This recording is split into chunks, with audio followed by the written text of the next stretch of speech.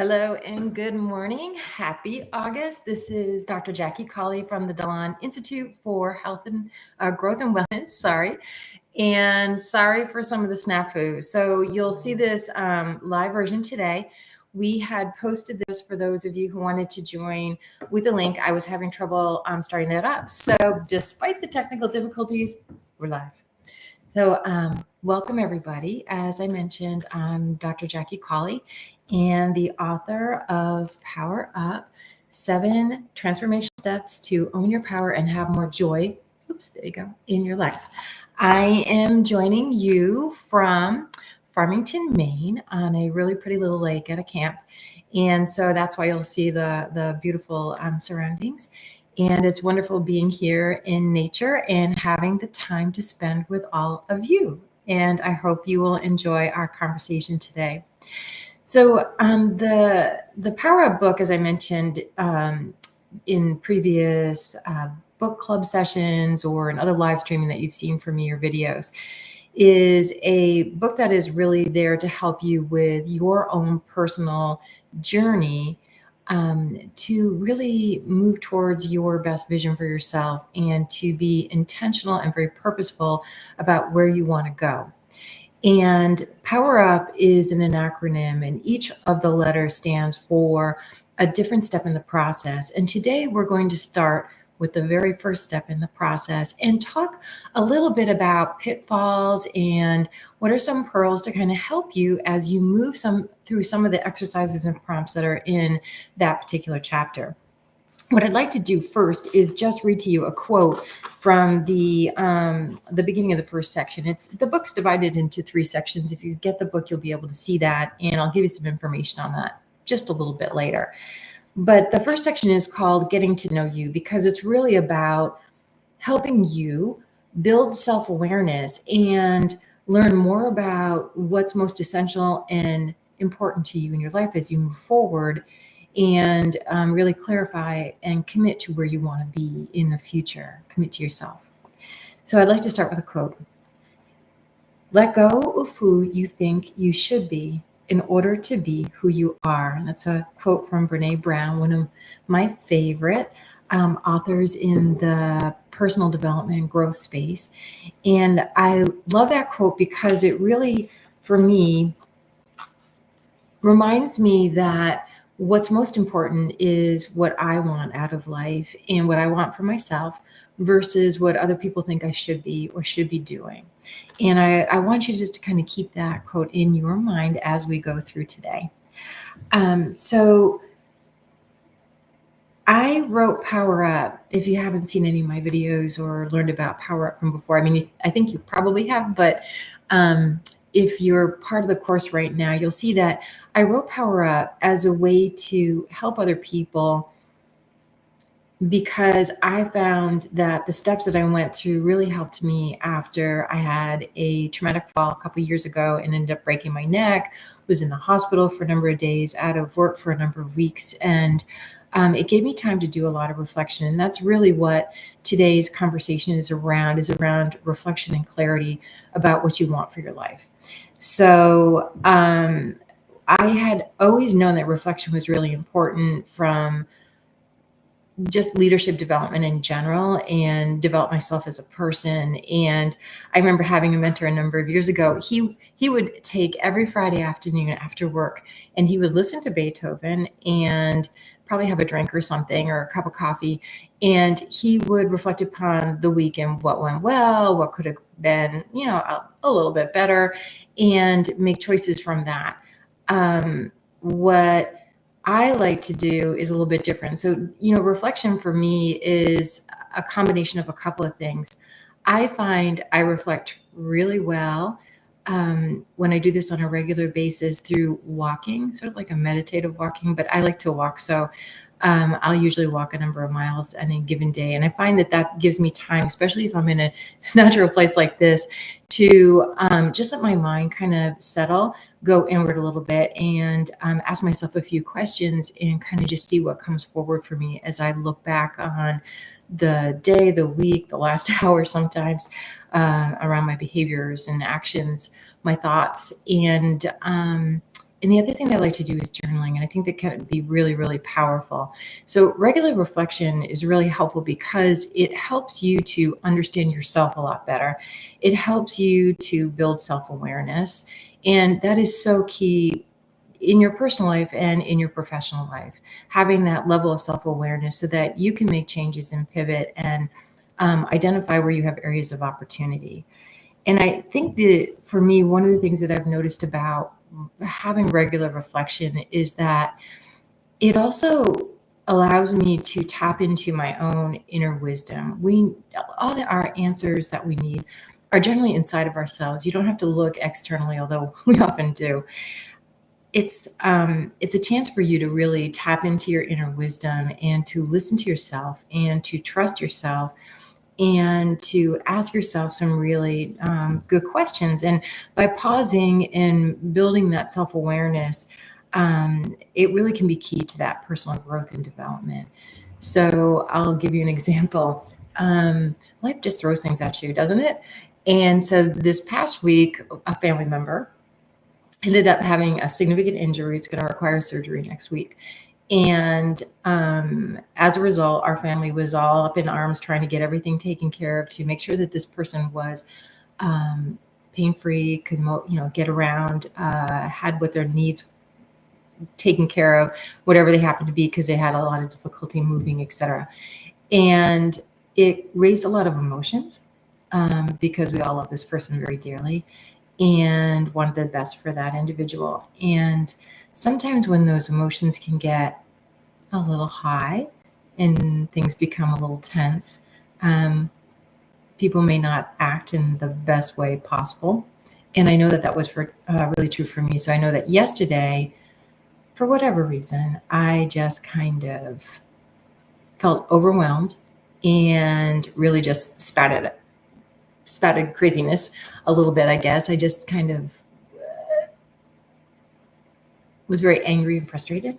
And so I found that I had to do something in order for me to settle down. So what I did is I took a nice long walk in nature and reflected about my feelings and my emotions and what were they trying to tell me and what was I truly feeling and why. And I think that 1 hour walk was huge for me because I was able to reflect upon my actions and behaviors, come to the reason why, which is that I was feeling sad, frustrated, and angry, and recognize that being angry and frustrated and expressing that with other people wasn't really beneficial. And that the reason I was doing that was based on my need to feel like I was more in control and to also let things just kind of pan out the way that they were supposed to. And the other person that I was feeling tense with had a different viewpoint, a different perspective. But the walk and that reflection gave me a chance to really settle down and be able to go back with the other person. And we had a really good conversation. And through that conversation, I think we both were able to move to a different place. And I found that it helped me and I think the other person to grow a little bit too. And so I found that reflection, even though it was only based on a very short kind of situation, was very beneficial to me and helpful in settling things down and being able to move forward in a more positive way. So that's just an example of something that happened in my personal life just recently. But then there's other types of reflection too. So I tend to like to journal, as well as walk. But I like to journal. When I journal, I usually am trying to think about a question that I'm trying to answer. Oh, and by the way, here I am at this beautiful camp, and there's a cat here with us. So if you hear the cat in the background, that's why. His name is Bow Bow. He's very cute, but he can be kind of noisy at times too. So again, I like to journal, and what I would usually do at the end of a week, I would try to look back at what really worked well this week. What positive interactions did I have with the team? How did things, roll out at different presentations I might have been doing? Was I hitting my performance measures the way I was supposed to? And then I would also look for where there might have been opportunities. How did conversations go? Could my communication have been better? Was there something different I could have done in a particular presentation or on a project to improve in performance? How could I best help support my team members? So those are the types of things that I would reflect upon with regards to work. And oftentimes I would also ask myself a question. For example, where could I have had a better interaction with somebody? How could I have hit a performance goal in a more positive way? What did I learn this week? What kind of lessons? And so I think the reflection is a really key point, and I would ask a couple of questions of you, and would love to hear your comments about that at some point. Do you do regular reflection? And if you do, awesome. What's your favorite way to reflect? Is it listening to Beethoven, going for a walk, a paddleboard, being able to do a little bit of meditation, journaling, having a conversation with somebody you trust? What's your favorite method for reflection? And how do you go about that if you're doing it? And I guess my next question would be, for those who are not, why not? Have you thought about reflection? Is it not having enough time in your day? Is it not having a question or a prompt for yourself that you want to focus on? Is it, yeah, I'll get to that, but I'm too busy. So I'll think about that another time. And if you answered that one, as in, no, I'm not really doing it and I have to kind of put it off for other time, etc., I'd like to give you a challenge and a call to action around that. And that would be to try to find little bits in time, because you don't have to take a lot of time to do reflection. It can happen. You can do reflection in 5 minutes or 10 minutes while you're driving in the car, and just ask yourself a question and look back on the day or back on a conversation that you had. It may be with your children, it might be with a partner, it could be with a friend or a family member, could be with a team member or one of your employees at work. So, just ask yourself a question. And even while you're driving in the car to or from work or dropping kids off to school, etc., there's usually a few minutes where you can ponder a little bit and go inward.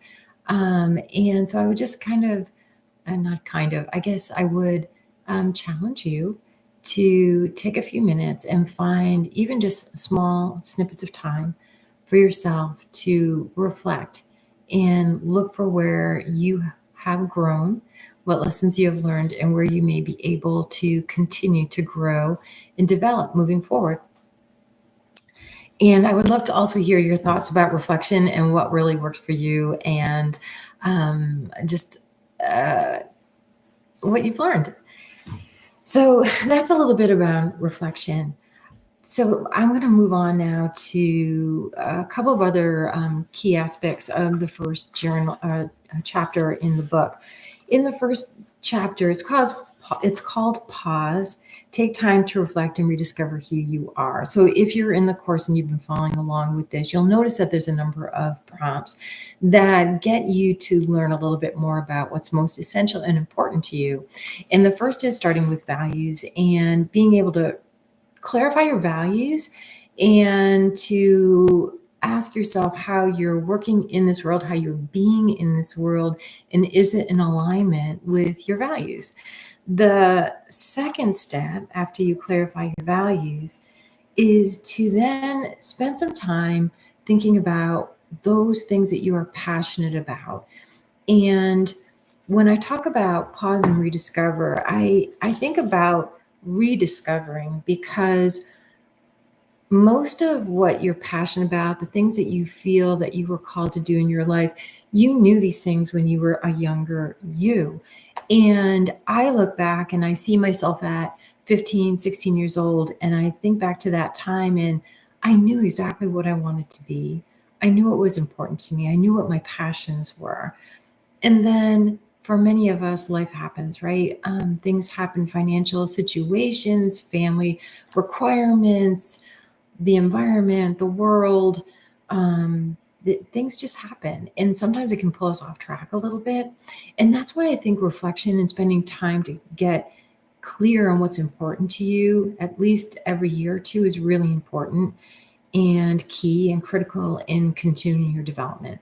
So, the passion piece, I think many times if you go back to the hobbies or the things you like to do, the places when you felt kind of in the flow, those are things that you may have been passionate about, but you had to drop. So maybe you love to paint, or you enjoyed music or dance, in sports, or maybe it was historical novels, whatever it happens to be, right? Things that you were passionate about doing, but it had to get dropped along the way because of whatever else was going on in your life and time constraints.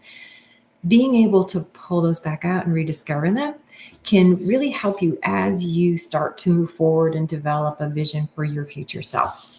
So that's the second piece. So we have our values, we have our passions, and then the next thing I like to do is ask people to spend some time codifying and describing what I like to describe as superpowers, which is really just all of the skills, ability, knowledge, everything that you know, everything that you do, everything that you have done. Because when you put that down on paper, and it's not just about the things that work and what you would put on your resume, it's all of the skills and abilities and capabilities that you have. You'll find that that set, when you look at it, can bring a lot of value to where you are in your life, your family, your work, the world.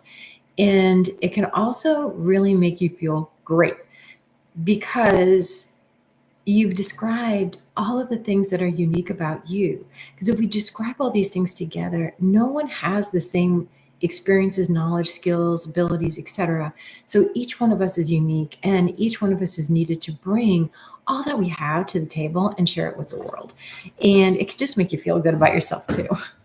After you describe the things that are your values, purpose, and your values, your passion, and your superpowers, and what makes you unique, the next thing I like to ask people to do is to spend some time on clarifying what their purpose, or kind of bringing up for themselves what they feel their purpose is. And again, this is where your inner wisdom, I think, can really be so helpful in steering you to what you may have been called to do in this lifetime. So, as an example, I cannot remember a time where I didn't want to be a physician. It was a calling for me. So, I always knew that that was my purpose and what I wanted to do with my life.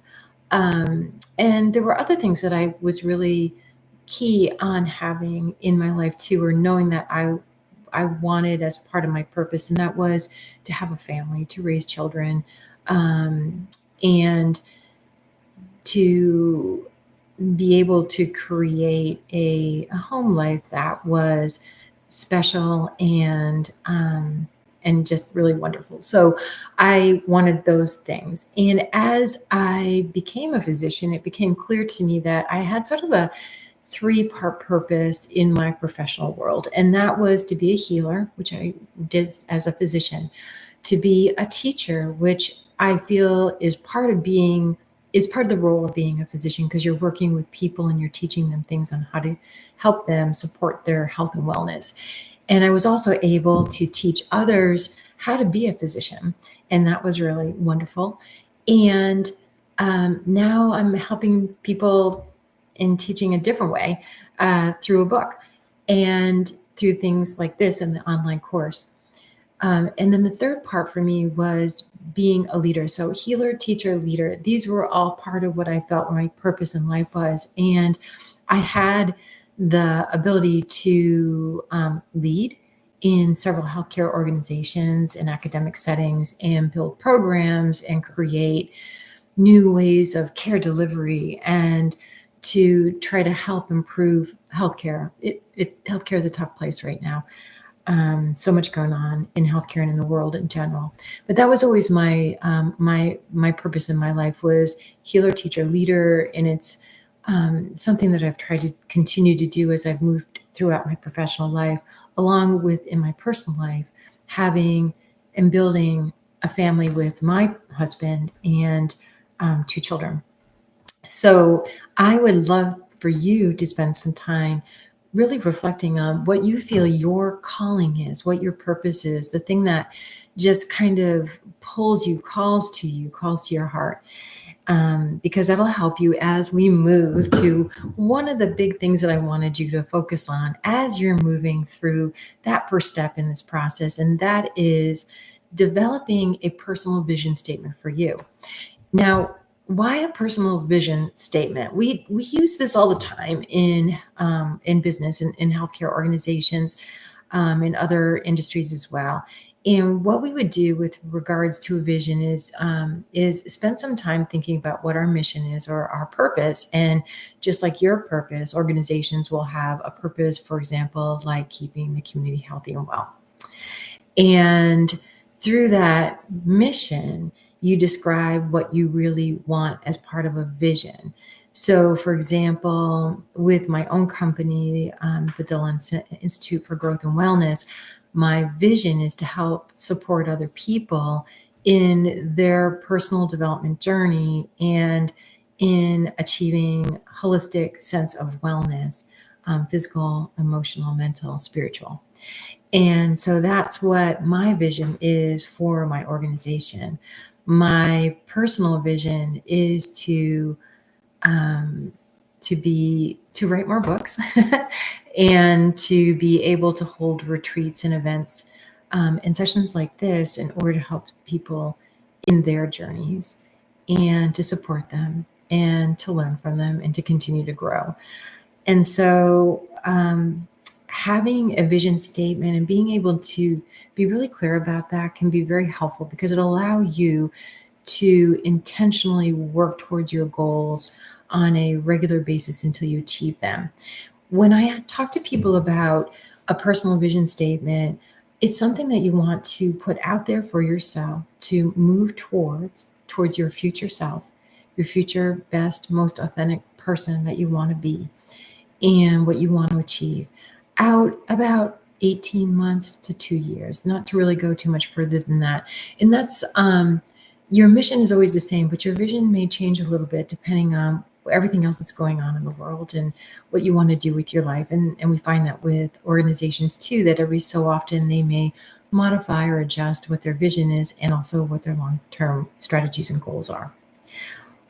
When you take the time to clarify your vision for yourself, it then allows you to set intentions or goals for yourself that you can work towards and then achieve. And we'll do that. We'll go into that a little bit more as we move into the different sessions of the book.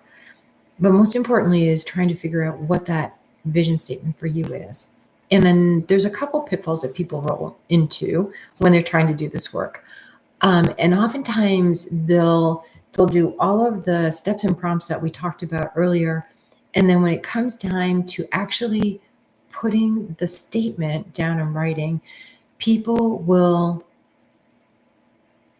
pull back a little bit and they won't actually put the words onto paper. It'll be in their mind. They'll have a sense of it. They have an idea of where they want to go and what they want to do. But for some reason, they'll feel that they can't put it down on paper in a way that makes them feel comfortable.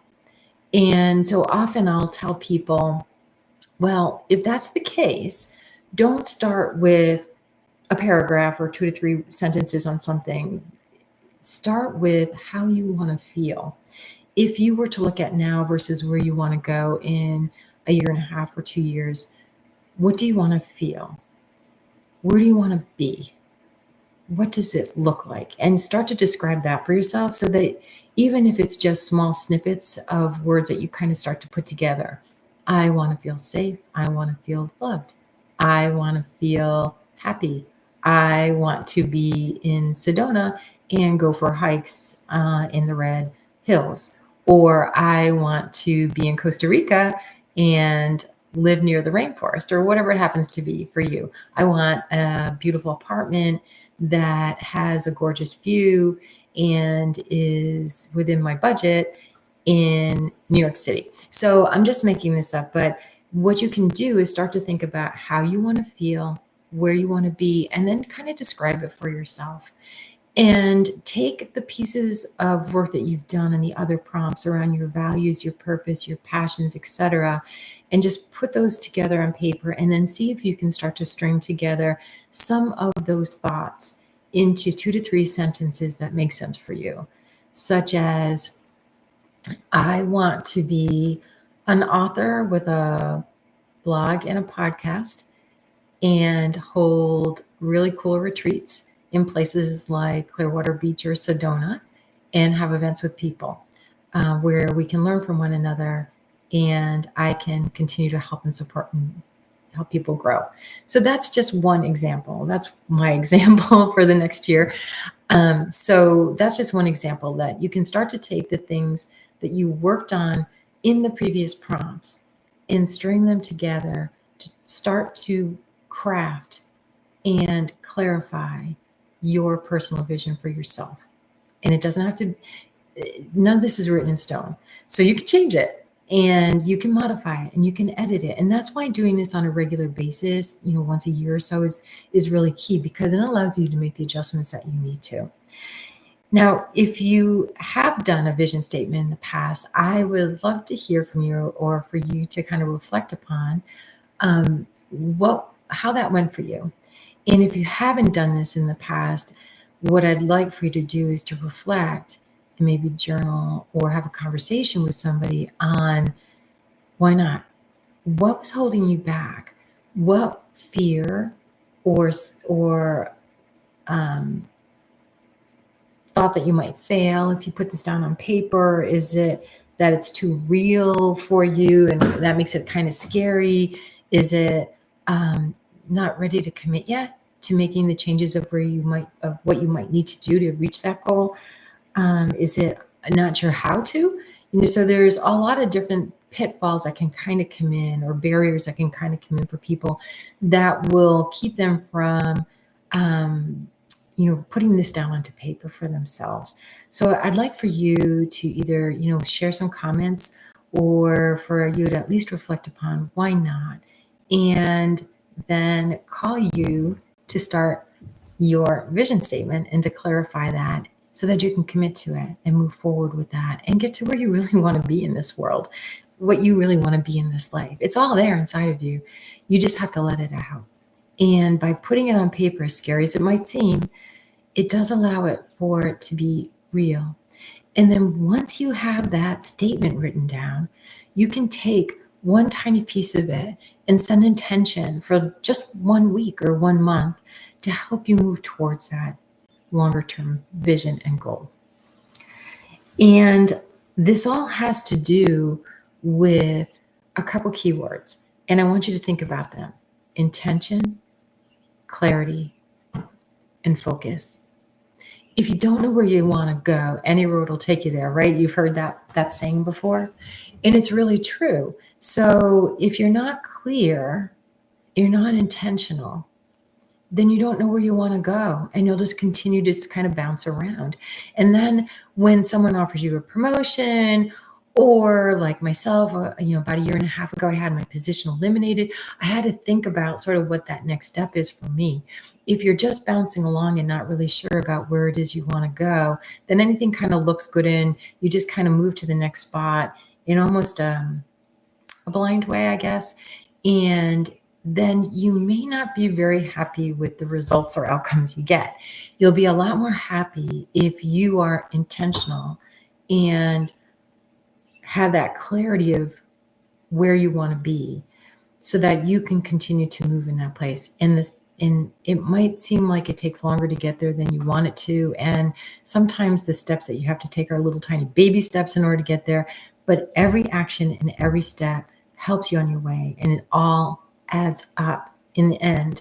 So all you had to do is just get started. And by getting started, taking everything you've done with the prompts and writing and clarifying that vision statement for yourself. And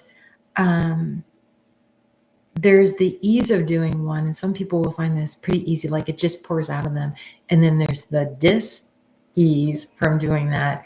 And that's where you have to ask yourself, what's going on? Going back to reflection, what's going on with me that is holding me back from this? Because again, if you listen to yourself, you'll give you a lot more wisdom and information that you can use to help you move forward.